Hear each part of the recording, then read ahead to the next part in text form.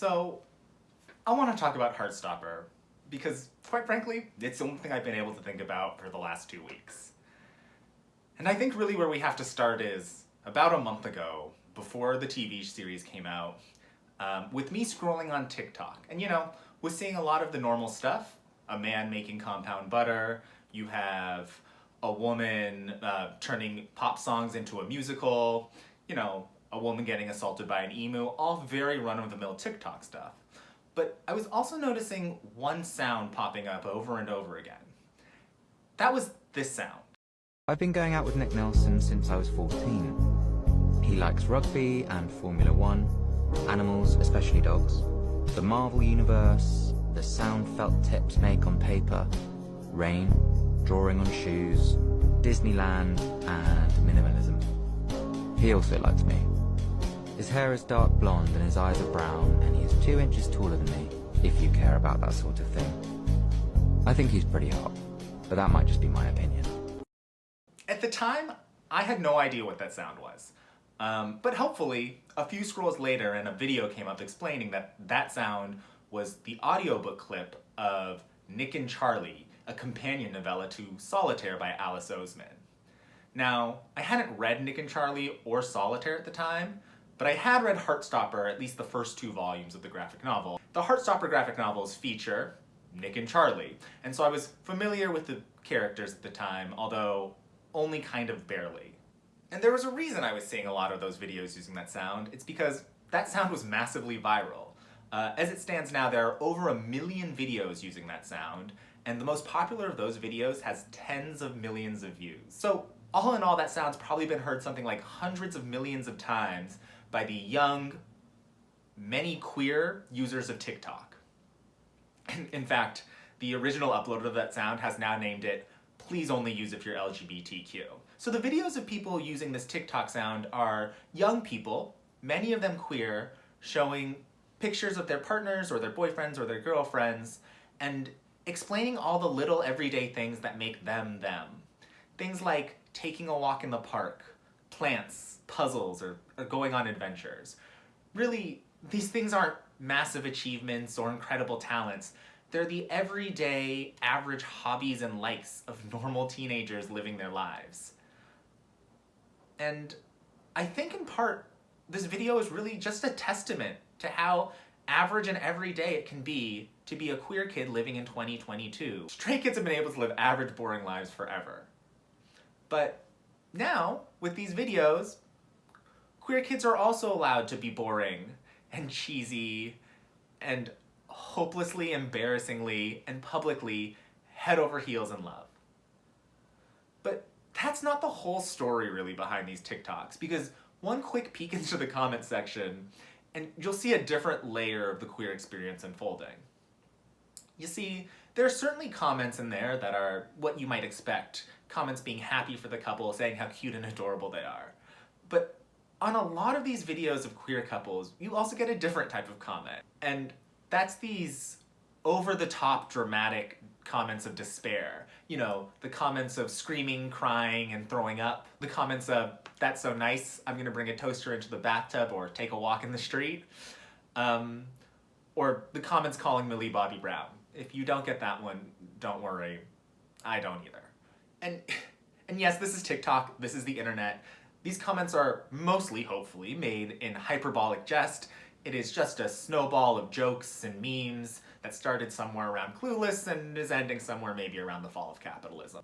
But these memes are not universal, because if you take a peek at any of the same videos using the same sound except with straight couples, you'll notice an entire lack of that. There is no queer kid despair. So why the difference then? I mean, yes, the gays are dramatic, and this may just be the gays being dramatic. And while it certainly is the gays being dramatic, it's not just that. At the heart of each of these TikTok videos is an idealized, youthful romance. And for straight couples who have seen this over and over reflected in their communities and in their media, that's an aspirational goal, whether they have that right now or not. They can see that and say, hey, I would like that too. But for queer kids who have rarely seen themselves in the media like that, and might not have any reflections in their direct community of a happy, youthful romance, these videos can seem like something else entirely. They can seem like an impossible, desperate fantasy. And so while these comments are hyperbolic, underlying a lot of them, I think there's a really true and really sad belief that, wow, I want this relationship so badly, but I don't think I can ever have it. And it's really, really sad that there are so many queer kids who can't see themselves in these idealized youthful couples just because they haven't before. This is where Heartstopper comes in, because much like those TikToks, Heartstopper presents an idealized, joyous depiction of queer teens. And not just any queer teens, but a spectrum of queer teens. Queer teens across the spectrum of the LGBTQ+ experience. You have teens in romantic relationships, those that are out and those that are coming out. You have platonic friendships. You have all sorts of experiences that get to coexist at once, so it doesn't have to just tell one story. And importantly, these queer teens get to have the young romance. They get to have the cool friends and the found family, and they get to have their happily ever afters. This is a production that is so dedicated to joy that it literally bursts at the seams with it. Illustrations of hearts and sparks flash across the screen to really show you just how joyous these moments are. In these moments where these teenagers have so much pure, raw emotion that they cannot contain it inside their bodies, that it must be manifested on the screen. So in this way, Heartstopper is really creating this wondrous representation of joyous queer teen. And the world of Heartstopper is a world with no undercurrent of deep despair, no specter of looming senseless violence. It's something so pure and refreshing and innocent to see in a TV series these days. I love the whole series from start to finish. There are many moments that I love, but I think my favorite example of this moment happens in episode 4. Leading up to the scene at the end of episode 3 and into episode 4, you've hit so many wondrous romance tropes, right? You had Nick and Charlie have their first kiss. Then you have Nick showing up drenched in the rain to see Charlie. Then you have them having a second kiss, this time where Charlie has to get on his tiptoes to reach up to Nick. And sort of at the end of that scene, you have them coming to an agreement that they're going to keep their relationship a secret while Nick figures himself out. And I think it's at this moment where some shows might have the instinct to go dark, or to add some tension here, or really, really, really draw out the sadness of having to have a secret relationship. But Heartstopper isn't that show. Instead, what happens here is Nick Nelson leaves with the umbrella that Charlie has given him. And then, light synth pop music plays. And Charlie laces up his shoes and rushes out to chase Nick. And then they're both on the corner of the street, on the sidewalk, in the pouring rain. Nick in blue, Charlie in yellow, under a blue and yellow umbrella. Don't forget something.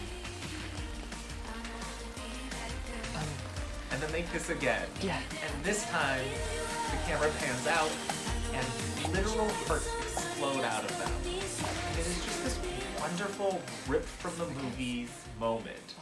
A kiss of just like pure joy, a moment of pure joy between these two characters. And it's wonderful, and it's lovely, and it makes me so happy. A different show might try to pierce this otherwise romantic moment by panning out and revealing a classmate that had seen them this whole time, or playing some ominous music to indicate that maybe this kiss wasn't so secret after all, especially after just establishing that they would like to keep this a secret for now. But Heartstopper, again, is not any of those shows. And Heartstopper, because it is brimming with optimism, would never go there. And I think equally importantly for the viewer knows that Heartstopper will never go there. The viewer's never worried that Heartstopper is going to go there. Right before they share that kiss, in fact, Charlie briefly glances over his shoulder. And I think that's a moment that will go unnoticed by many, many people.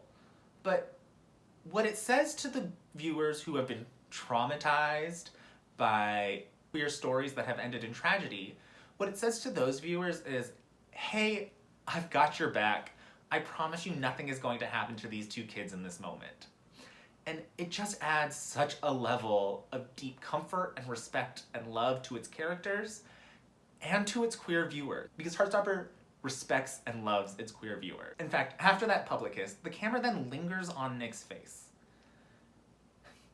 And what you see on Nick's face after he's had this first public kiss, when he is just starting to figure out his sexuality, when he has just sort of realized he has any feelings for boys at all, on Nick's face, there's no worry, there is no self-loathing, there is no shame or fear. In this moment, after his movie-perfect kiss with his crush, all you see on Nick Nelson's face is pure joy. He is just boyishly infatuated and, for the first time in the series, happy to be exploring his sexuality.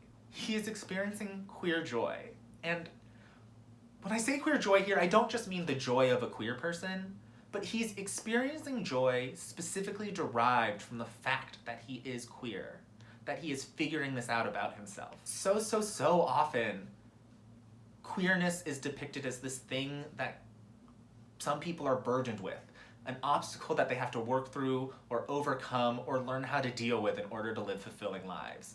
But what Heartstopper is adding here is, I think, a much more fundamental element of queerness, and that is that being queer can add a lot of joy and a lot of happiness into people's lives as well. And so that's what this show is allowing Nick Nelson to feel in this moment. Because, quite frankly, Heartstopper knows that it doesn't need to add overly dramatic obstacles into these kids' lives, because being a teen is hard enough, and being a queer teen is harder still. And so Heartstopper really is this warm, perfect hug of a TV show, and honestly, I cannot remember the last time that I was this joyful, this excited watching a TV show, and I felt this warm watching a TV show. And I have seen a lot of reactions now to Heartstopper in the last 2 weeks, and I am confident in saying that lots and lots of other people agree with me that this show has just been an incredible warm hug for them. But having seen a lot of reactions on the internet, I can also say that a near universal response to this show among queer viewers of sort of all ages is some sense of sadness. Now, that sadness could be a deeply felt loss or grief, or just kind of like a muted melancholy, but it's really hard to find a reaction of a queer person to this show that doesn't include that sort of dichotomy of happiness and sadness. I love Christmas. I love the jingle bells. I love it all. I do, however, miss feeling happy. Now, I think some of this reaction is very understandable. I mean, the romance at the heart of the show is so cute, and it's so perfect, and it's so idealized that it's really easy to watch it and think to yourself, if you don't have it, man, I really wish I had this, and feeling sad when you don't. And I think that's perfectly normal and a perfectly reasonable response. You know, it's the exact same response you see on those TikToks using the Nick and Charlie sound.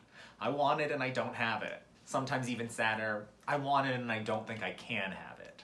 Hopefully, Heartstopper will help people believe that they can have it. That sort of ideal romance, that perfect romance, is something that's also for queer people. Certainly that idea is expressed directly in the show itself.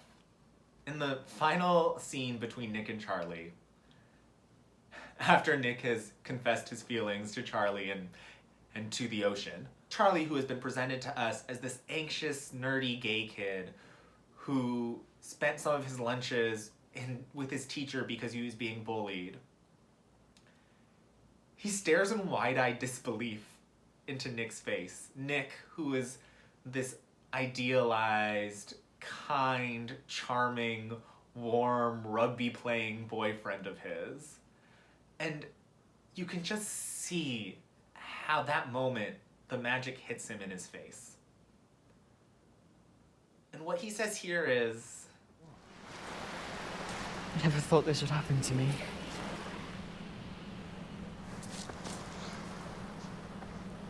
no one clarifies what this is. It's really clear what this is. This is a date on the beach. It's sharing kisses with his boyfriend. It's romance, it's happiness, it's Nick. And so Heartstopper hopes that even if you never thought you could have this, your Nick, before, maybe you're a little closer to believing you can now. But this desire just to have the relationship or to have the happiness at the center of Heartstopper, that's really only the surface level sadness, I think. I think there's a deeper sense of loss when it comes to the reaction of LGBTQ plus people who are, let's say, old enough to wonder why every kid is talking through Instagram DMs. Like, do the kids not text anymore? I'm not gonna look too far into it, I already feel ancient enough. For a lot of that demographic, who is beyond their teen years now, I think it's hard not to look back at their teenage years and think, wow, I really wish I had a show like this when I was going through these things.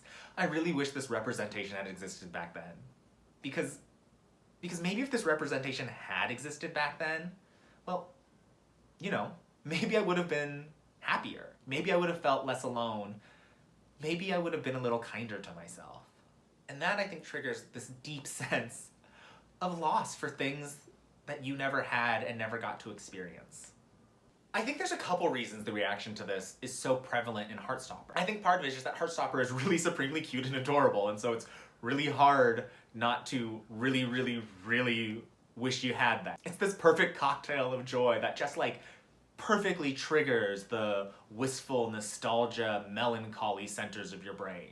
But I think even more than just how purely happy it is how genuinely youthful it is. It is such an authentically teenage show, and it is expressing such an authentically teenage experience. And it does this in part because it's excellently written and excellently directed. But I think a large part of this is due to the cast. I mean, it really does help that for the most part, what they've cast are teenagers playing teenagers. These are not 20 or 30 somethings doing their best, how do you do fellow kids, you know, bumbling through the hallways. And many of these actors are in their first professional acting job, and so they've got a genuine, authentic greenness to them that is really, really hard to fake.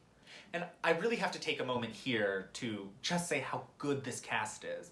And I don't really have another place I'm going to talk about it, but I really feel I would be doing a disservice to this cast if I didn't mention at the top level that everyone was cast perfectly and all these actors are doing such a good job fully embodying their characters. You have Kizzy as Darcy, who every time she appears on screen is asked to be this huge ball of joy in a show that is all balls of joy, and yet she somehow is able to stand out as uniquely joyful.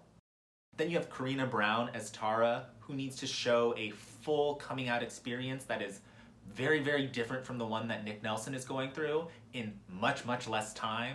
And yet she somehow pulls off that character and that arc in ways that are so emotionally satisfying and resonant. And you also have Yasmin Finney as Elle Argent, who plays a character who is so confident in herself, but yet so unsure and uncertain about the external factors of being a teen and navigating just normal teen things. And Will Gao, who plays Tao, who has the unenviable task of being in conflict with Nick Nelson the entire series, and yet coming across in his portrayal as understanding and coming from a place of fierce protectiveness of his friends.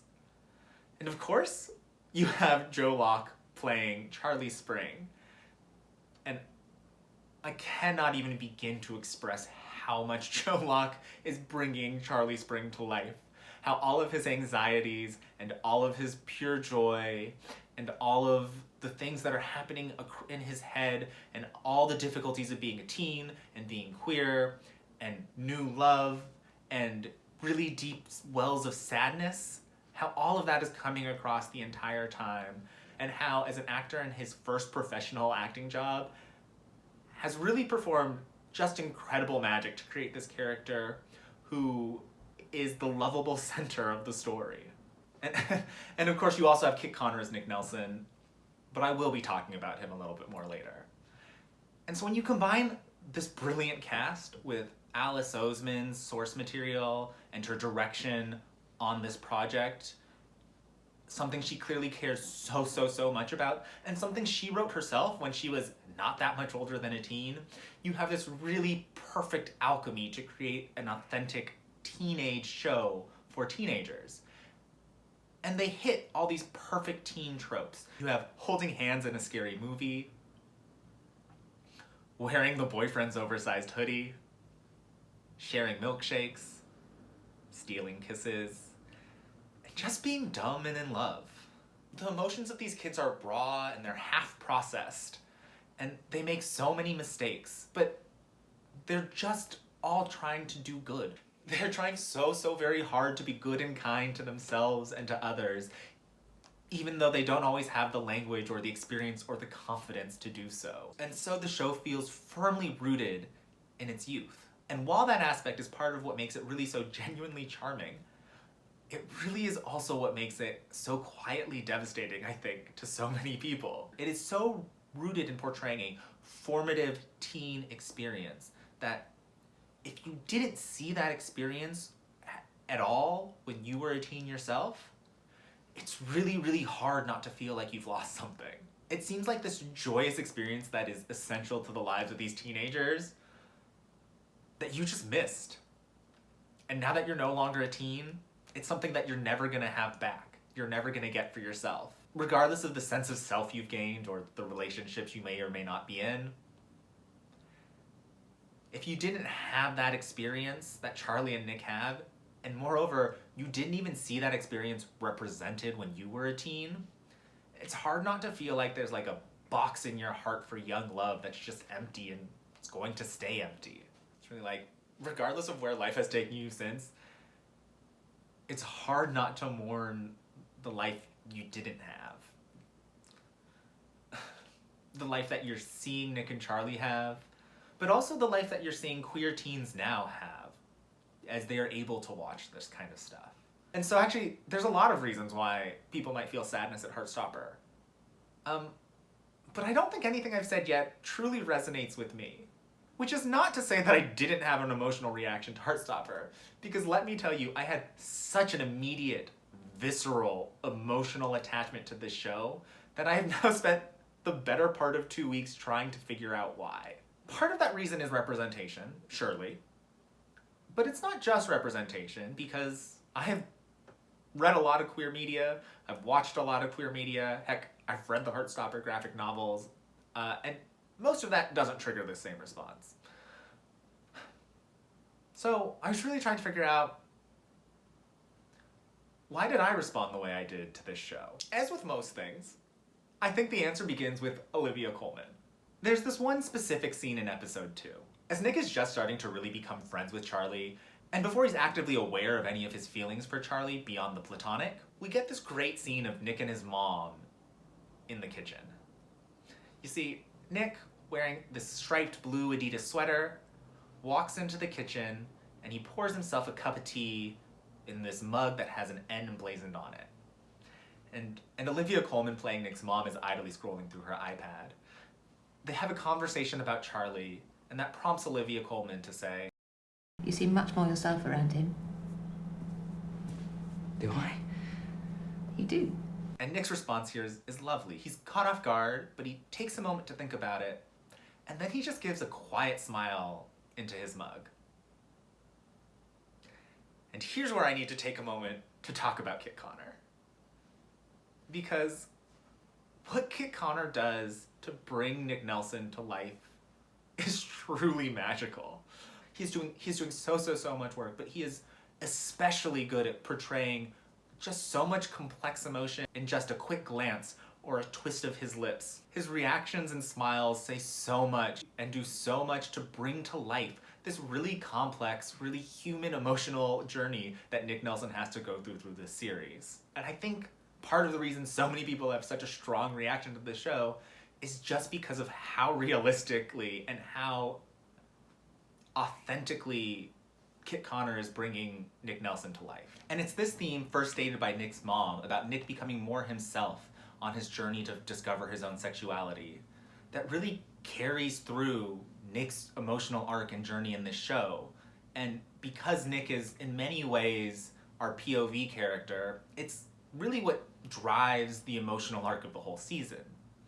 In fact, Nick Nelson gets to explain it to us very helpfully in a scene with Imogen. Do you ever feel like you're only doing things because everyone else is? And you're scared to change? Or do something that might confuse or surprise people. Your real personality has been, like, buried inside you for a really long time. Really what he's done throughout eight episodes is tried to uncover his real personality, his real self, and trying to figure out who Nick Nelson is. So while Nick Nelson's story is a coming out story, it's not quite a coming out story. Because what he's doing is he's coming out more to himself than to the world. I think it's important to hear that this story isn't a story told from the closet. That Nick's not in the closet when Heartstopper begins. In fact, Nick doesn't even know that the closet exists. And because Nick is a character who has many privileges afforded to him, he gets a journey that's not fraught with some of the same bombshells that you see in so much media about queer people. His journey isn't fraught with self-hatred or fear of abuse. In fact, as we see it, Nick Nelson's pre-coming out life is pretty stable. He's got a really supportive family. He seems to have a lot of hobbies that he really truly enjoys. And he's a kind-hearted, warm person who's always looking out for everyone else. So I think it's really great that what we get isn't a story of Nick working through repression or shame, but really through honest, genuine self-discovery. He is really authentically confused by the feelings he starts developing for Charlie. It genuinely surprises him that he has any feelings towards boys at all. Now that's not to say that they didn't exist before Charlie, but that truly he was not aware of them on any conscious level at all.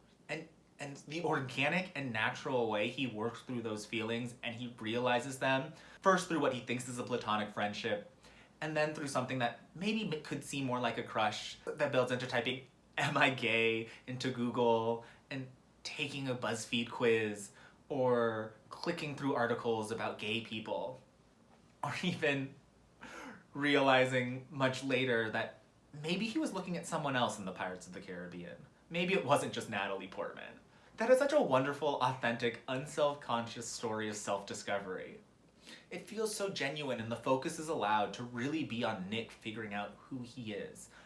You know, while there's lip service paid to some external factors here, really the conflict here is about how hard it is to figure out who you are as a person, how hard it is to find your real personality, how hard it is to be you.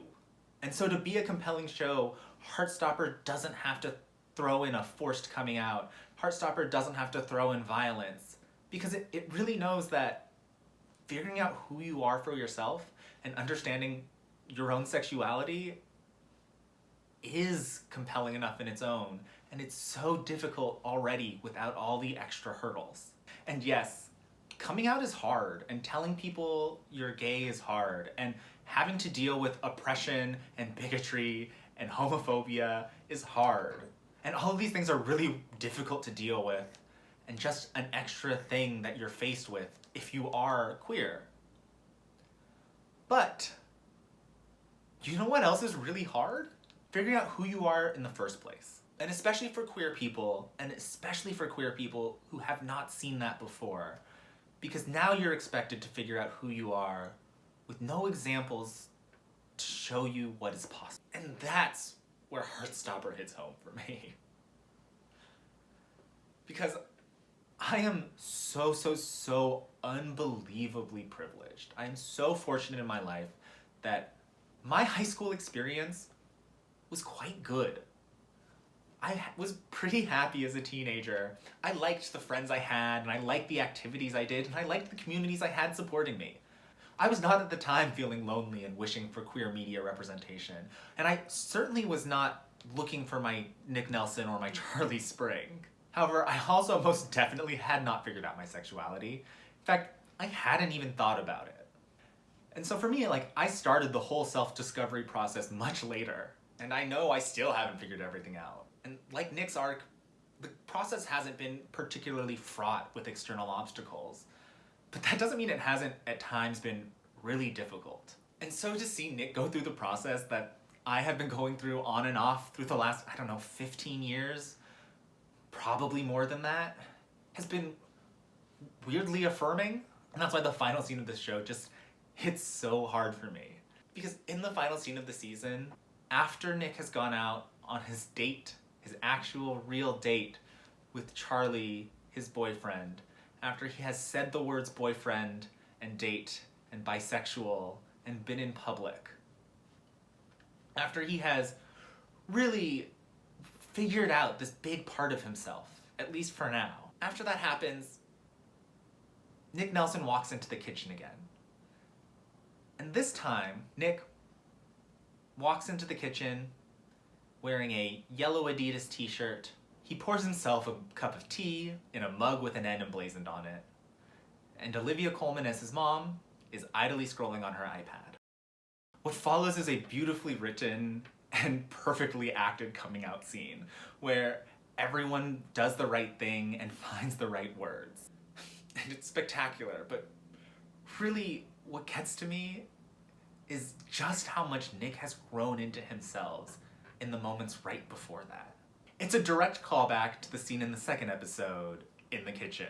There, the kitchen is dimly lit, and Nick's smile when he finally flashes it is timid.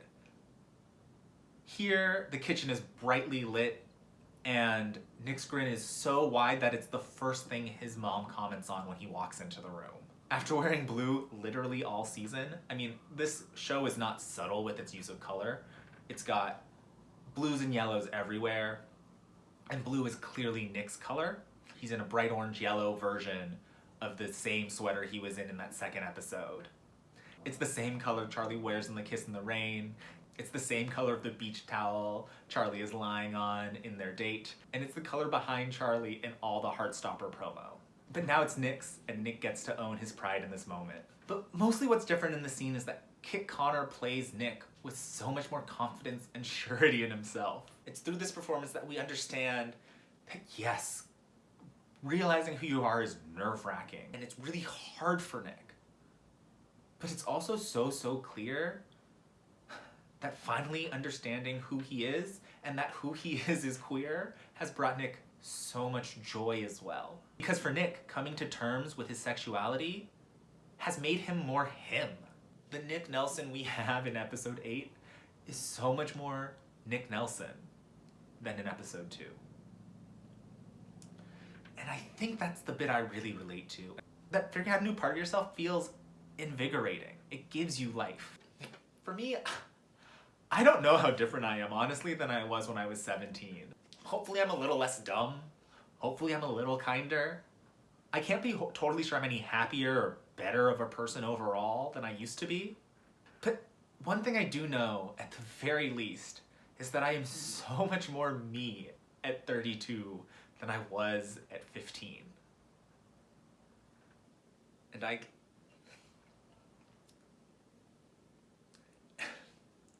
have really learned to love that about me. So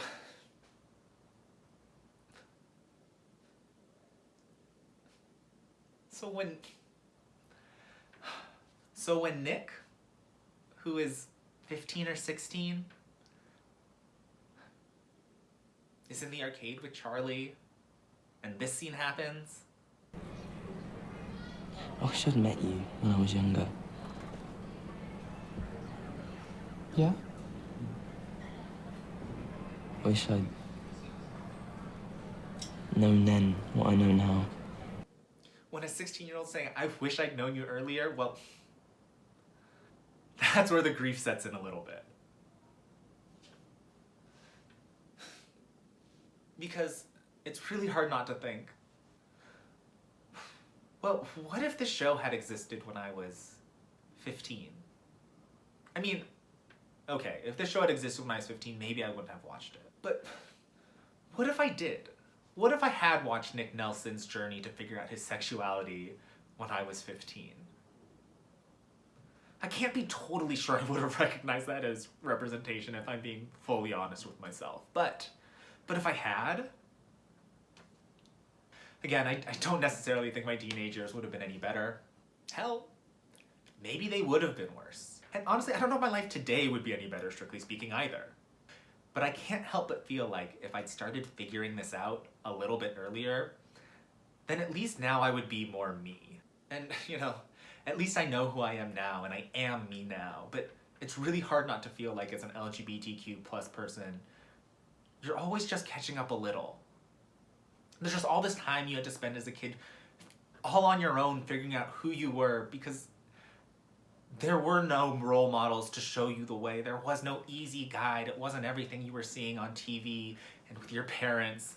And unfortunately, because of the intolerable inevitability of time, that's just gone. If you were behind 10 years on figuring out who you were at age 20, you're still behind at age 30, at age 70, at age 100. I don't think there's a way to avoid this feeling of grief or loss. This mourning of this time that you can't get back. Sadly, it may just be a side effect of suffering from the human condition. Being LGBTQ plus maybe just comes with a little extra sadness.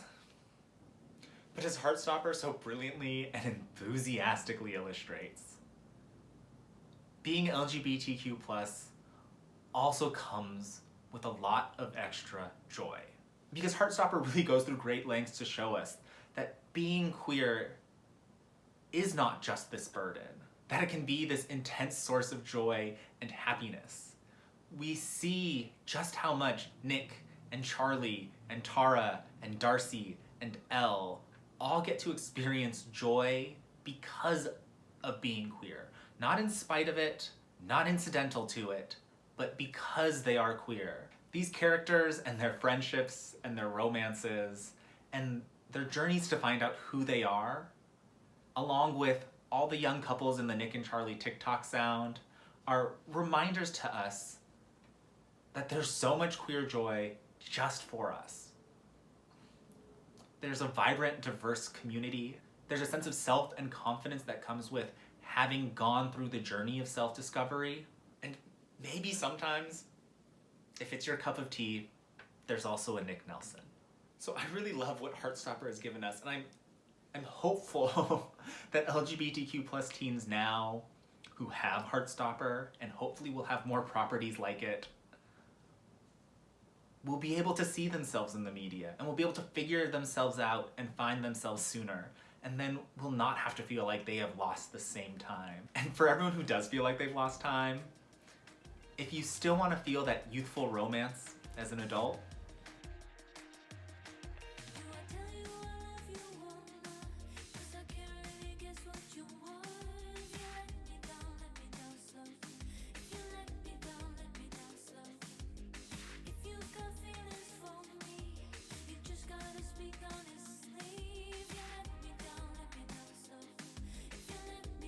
Alice Oseman and Heartstopper Volume 3 had you covered. They certainly think it's possible. We just might have to wait until a season 2. At least, that's what I'm thinking.